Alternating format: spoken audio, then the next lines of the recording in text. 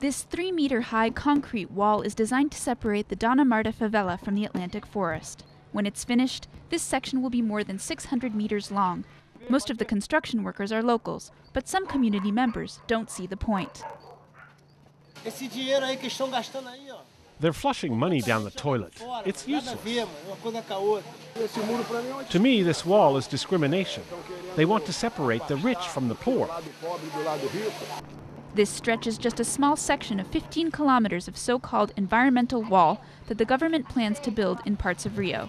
The highly controversial idea is to section off the population of 13 slums in order to keep them from expanding at the expense of the neighboring forest. The truth is, the Atlantic forest is disappearing.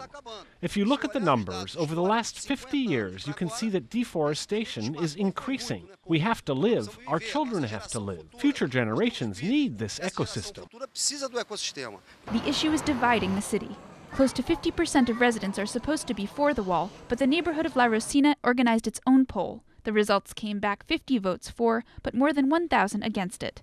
Here, 445 families are being displaced to make room for construction. Some will be paid, and some given new housing to be built within the favela.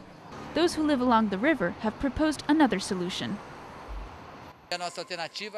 We're proposing an environmental walkway between the forest and the slums that tourists can use.